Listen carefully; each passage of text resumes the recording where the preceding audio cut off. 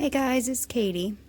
So I was just doing a tutorial and I had to open a new pack of translucent.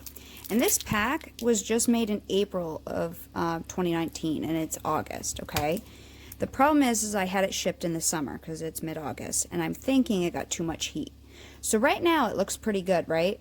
I mean, it's still a little crumbly. It's still falling apart a little bit. But I've been working this for probably 30 minutes and I've added some clay conditioner in. So what I'm going to do to preemptively get my rest of my block ready, I'm going to let this sit overnight with the clay conditioner. But I wanted to show you how, like, someone just posted the other day, I've been conditioning this for like an hour and nothing I do is making it work. Okay, this is what I do if I get really crumbly clay. And I'll show you what I've done afterwards with clays that have had this done. I'll show you the difference.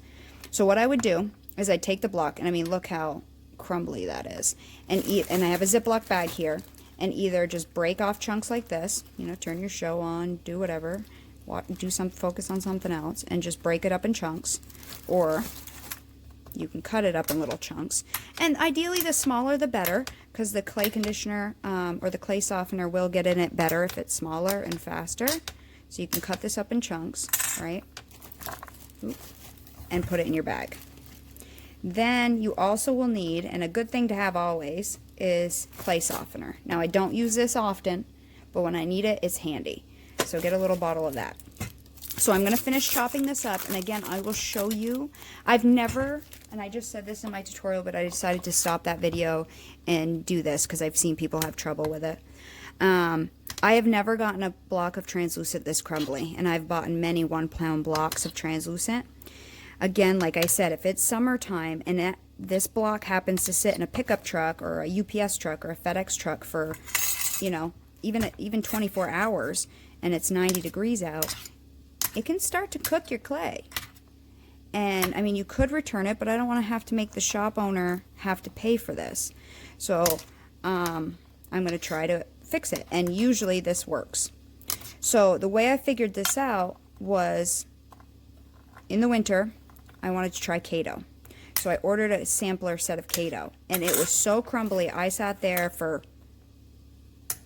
just a little chunk of, a smaller chunk than this. I sat there for maybe 2 hours and played with it while I was watching TV, and played with it and played with it. And I added clay softener, and it just didn't seem to want to soak in, and nothing was seeming to work, right?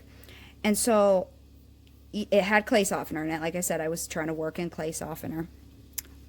And then I put it in a bag, and I was like, screw this, I'm not using this. So it sat in the bag for a couple months before I somehow noticed it on my desk and felt it. You know how much I had softened in that couple months? It softened so much it wasn't even funny, like normal clay. So it took time for that clay softener to actually work into the particles of the clay itself and actually permeate through all the pores and all the molecules to actually fully soften it. And I don't know how long it took. I really don't, because it had sat there a couple months. So what I did is I ordered the 1 pound blocks, or the large blocks of Kato. I don't know actually what the size is. 8 ounces. I think 8 ounce blocks of the Kato, and this is a Kato, and I'll show it to you in a minute, the difference. And I chopped it up just like this, and I put it in with some clay softener that I'm going to show you roughly how much to put in. And now I just have it in those bags sitting there, and when I need it, it's perfectly ready. So if you find you have a block that's really crumbly and you don't want to deal with conditioning it every single time, because one, it's hard on your pasta machine, and two, it just doesn't seem to come together, do this ahead of time and just get it ready, because you will save yourself a lot of hassle. I don't do this with all the clays, only the ones that are like that crazy crumbly that I'm not going to sit there for an hour every time I need it to condition it. I'm just not going to do it. It's like cutting up blocks of cheese. Doesn't that look like cheese?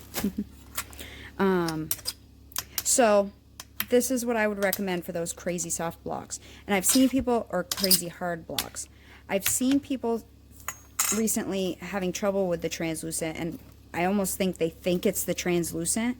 Again, I've gotten translucent way softer than a colored clay.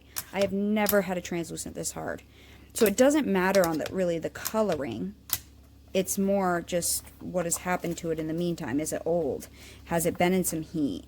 Did it have something to dry out? You know, I don't know technically what the reasons are, but my assumption is when I ordered this, it was that month where the cane challenge was happening, and we had weeks of 90-degree weather, and I'm thinking that's what happened. During transit, it got a little warm. Okay, so now this is in the bag, and I may want to split it into 2 bags because it's quite a bit in this one bag to work it all in. Let me get another Ziploc. Hang on. Ziplocs. That's not a clean one. Let me clean one.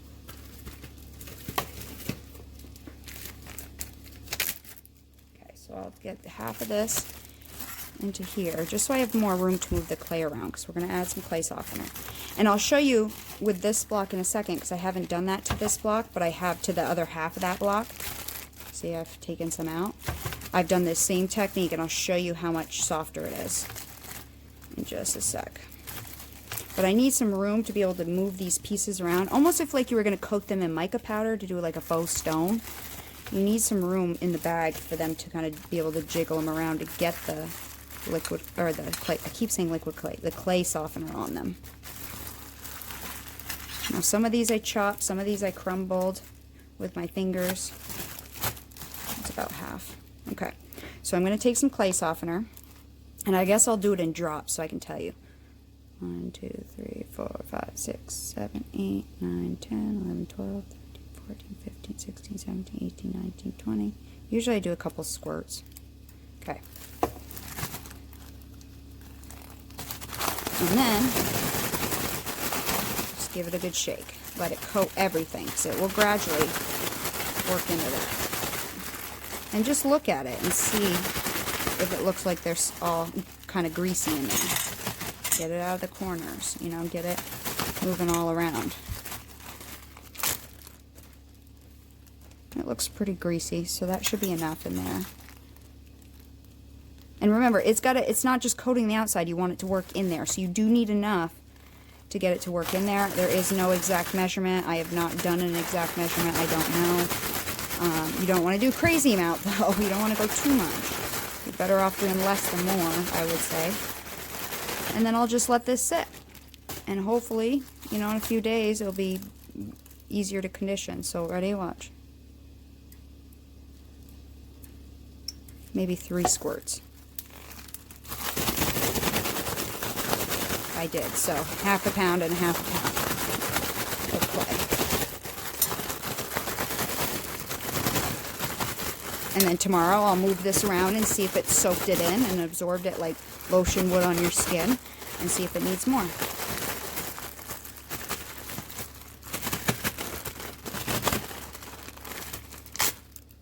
That's looking pretty greasy too. Okay, so that's the ones I'm going to set aside. Let me grab the ones that I've done. And I think it was the white that was crazy crumbly of my Kato. Okay, so this has been in this bag. I've just been using it as I've been using it when I need it. Okay, so this is the stuff. Let me grab a hunk out of the bag. See how sticky it is already? Okay. Now let me show you what the block looks like.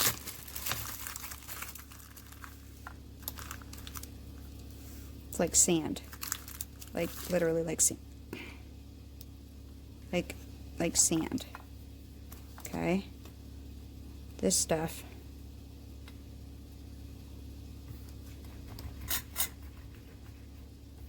Okay? Yeah, oh yeah, I got a little end piece fell off, but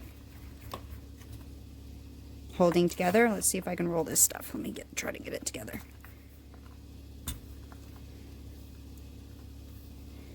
And I'm not trying to like sell anything here or prove a point like an infomercial where they're trying to like show you, oh my god, this works so much better. I'm not trying to do any of that. I'm not trying to make it not work. If this would work, that'd be great. Then I wouldn't have to do it. So I don't know if you can just see in the sheen of it. I can feel the difference. I can feel the difference. So I mean, it doesn't even want to roll. Let me see if I can get it together. Okay, ready?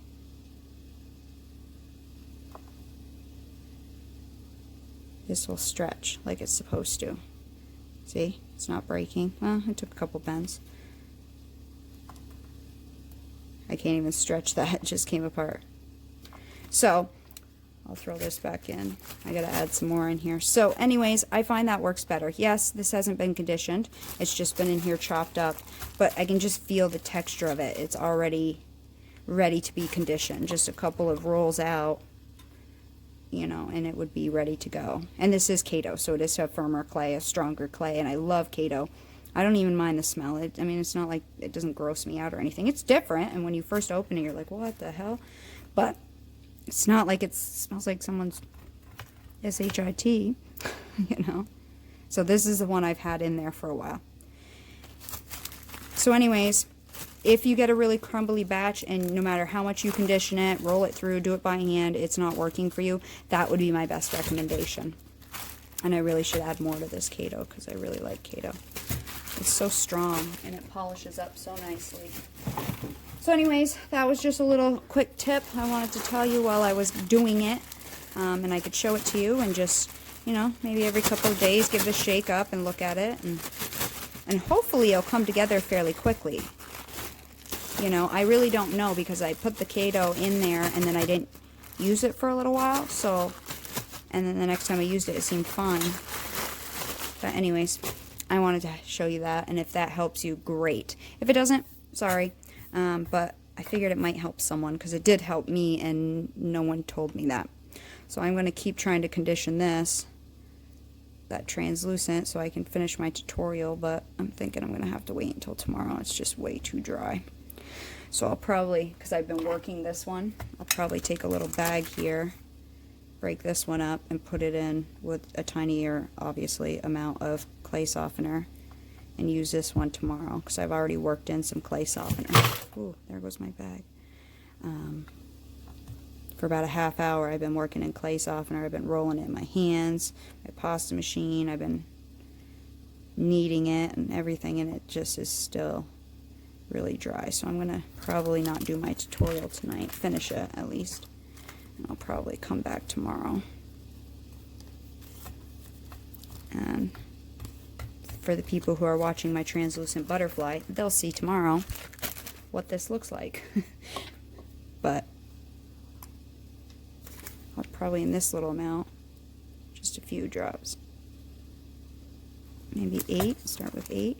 Let me just see. And you do want the outside to look like it's got some in there because it has to get through each one of these blocks.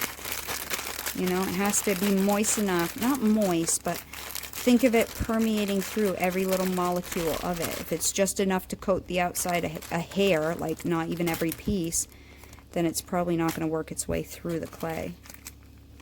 You know? It's got to work through the clay. I didn't add any more. I just wiped off the outside of my thing. Okay, so I just wanted to show you that. If this works for you, definitely let me know. Please do. I would love a comment. You know, try it out. If it works and you think about it, let me know on my Facebook page. Let me know. And clay softener is really weird. You see what it did to my clear nail polish? It like changed. It like I could almost peel it off. So it's definitely a weird thing. And if you're adding clay softener, as I was saying in my tutorial, don't run it through your pasta machine until you have it worked in some. Just like you wouldn't run alcohol ink fresh on clay into your pasta machine. Anyways, I'll see you next time. Later.